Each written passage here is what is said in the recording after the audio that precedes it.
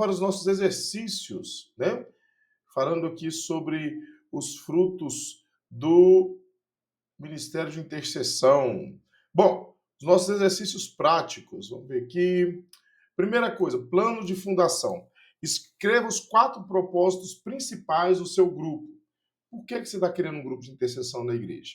Então, coloque, né, na agenda aí, escreva isso, ore com os líderes da igreja. Se você é presbítero, se você é um dos pastores, você faz parte da liderança da igreja, então apresente isso para o seu pastor. Se na sua igreja ainda não tem o grupo de intercessão, se tem, como que você vai fazer para estruturar, né, esse grupo? Como você vai fazer para poder.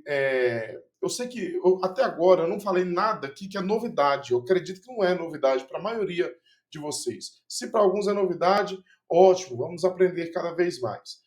E você pode continuar tirando as suas dúvidas aí nos nossos encontros, né? Mas a questão é a seguinte: é porque assim é algo didático, sabe? Tem início, meio e fim. Eu sei que cada um desses pontos que foram apresentados aqui, eles podem abrir um leque muito grande de, como que eu posso dizer, de possibilidades, de pontos de vista, de adaptação de acordo com cada realidade. Né? Isso aqui é um esqueleto, um escopo do mínimo que tem que haver aí no Ministério de Intercessão. É logicamente que muitos tópicos aqui vão sendo acrescentados, vão sendo colocados no Ministério de Intercessão ao longo dos anos, tá? Não acho você que você vai montar um Ministério de Intercessão e vai conseguir aplicar tudo isso aqui no primeiro ano, no primeiro mês. Nunca, queridos. Nunca, nunca, nunca. Certo? Isso vai. Como a gente trabalha com igreja, com pessoas, com voluntariado, né? Quando eu digo voluntariado, é porque a pessoa, na verdade, é servo. Eu não acredito que um cristão é um voluntário. Um cristão é servo, né? Mas ele, por não ser remunerado, por depender muito da questão do trabalho secular e de N outras questões, ter um grupo na igreja que alcance esse nível de maturidade para poder trabalhar de fato e de verdade como um intercessor, que ele realmente venha se posicionar como um intercessor, gente, isso leva tempo, leva tempo. Isso aqui é um trabalho de médio e longo prazo na igreja, mas o curto prazo é começar, comece já, ok? Então, coloque 4 propósitos principais, certo? Selecione alguns versículos aí como base, né, tanto de textos que nós colocamos aqui, tudo que nós falamos aqui para você é baseado nas escrituras sagradas, baseado na Bíblia. Logicamente que nós contamos alguns testemunhos pessoais, porque eu acredito que isso vai edificar a sua vida, edificar a sua fé, certo? Defina uma ação prática para cada semana do primeiro mês, tá bom? Você vai escrever aqui tudinho, e aí tudo que você colocar aí, ó, os versículos, coloca as referências só, ok? Os principais propósitos e uma ação prática que vocês vão fazer toda semana. Seja um jejum, seja a oração em grupo, seja uma reunião na igreja, certo? Alinhar com uma reunião com todos os líderes do ministério da igreja, certo? Ou então seja aí a questão de participar de algum grupo já em andamento, algum grupo online, ok? Fazer um congresso, um simpósio sobre intercessão, certo? Vai ser uma bênção. Faça isso aí. A simulação de reunião. Convide 2 ou 3 pessoas para a reunião teste. É muito interessante isso aqui. Pratique 5 minutos de adoração, 10 minutos de intercessão guiada. O que é intercessão guiada?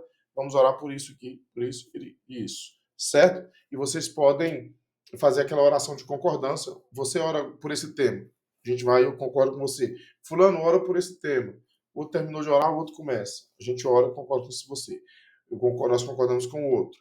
Certo? Ou então, aí depois vocês falam, vamos orar todo mundo junto, colocar uma causa em comum e faz o clamor. Gente, vamos diversificando, certo? E aí depois tire 5 minutinhos ali para compartilhar as impressões. Como foi? Não fica procurando, nossa, foi alguma coisa, nossa, eu senti, Deus falou isso. Não, irmão, nós temos que parar com esse ser místico desse jeito. Falar em ser místico, né? Quando eu falo ser místico, todo mundo que move no sobrenatural é, de certa forma, uma forma de misticismo, né? Mas não estou dizendo que a origem do termo em si, né? Mas eu digo o seguinte, que as pessoas querem ser muito espirituais e aí esquece da prática, da parte prática diária.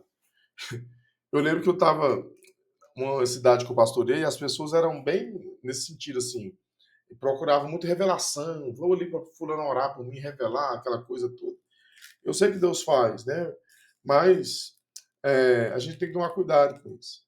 Eu falo muito pro pessoal da igreja. Se eu falar uma coisa para você e o Espírito não testificar, né?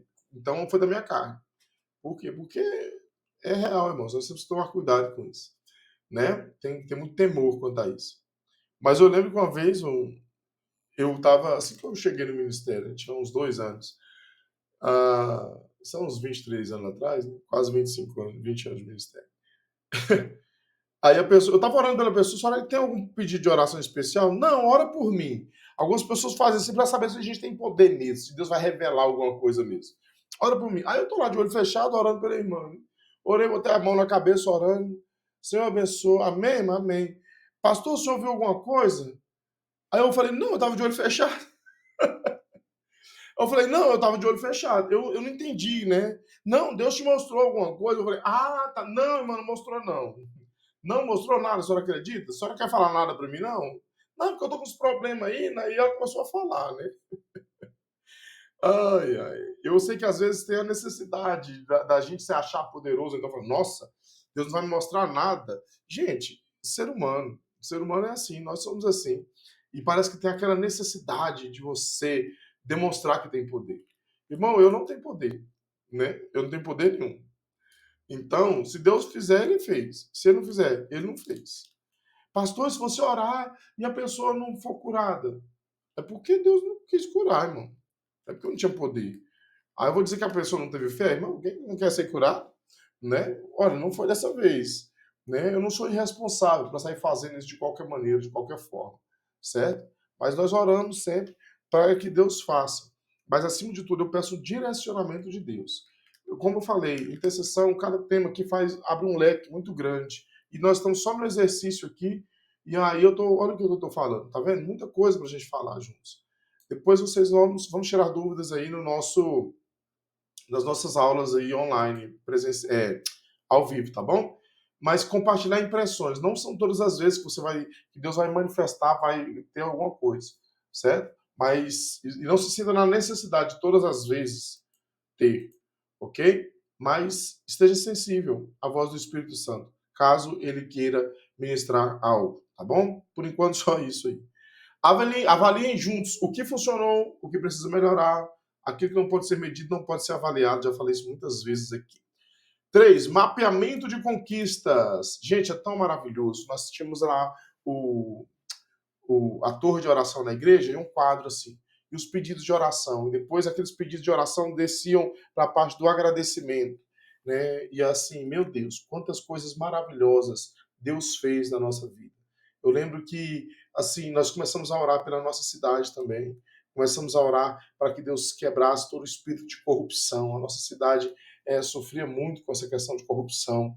E aí hoje nós vimos assim, Deus foi colocando pessoas lá que têm o mínimo de temor a Ele, né, na prefeitura. Então, a primeira dama aceitou Jesus, está na nossa igreja. A minha esposa discipula ela. O prefeito sempre acompanha a sua esposa, embora ele seja de outra matriz religiosa, mas ele tem temor a Deus.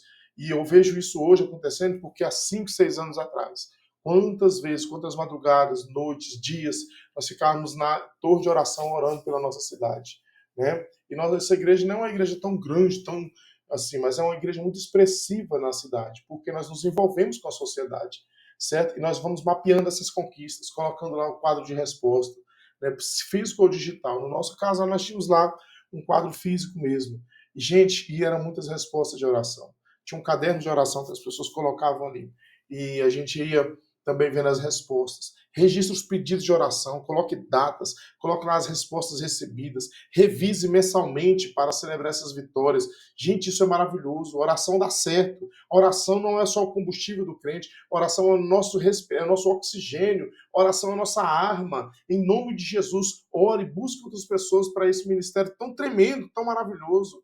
Eita, irmão, se nós orássemos mais, se a igreja brasileira orasse mais, nós não estaríamos como nós estamos aí, nossa nação não estaria como está, certo? Grupos de intercessão são usinas de poder espiritual na terra.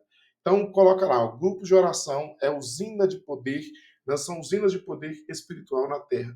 Quando nos unimos com propósito e unção, tornamos-nos canais do sobrenatural, que transformam histórias e nações. Que este capítulo, querido, inspire você a levantar um exército de intercessores em sua comunidade, em nome de Jesus. Deus abençoe você, Deus abençoe seu ministério, Deus abençoe sua vida, sua família, todas as áreas da sua vida, em nome de Jesus. E olha, pode ter certeza que a sua vida de oração nunca mais será a mesma.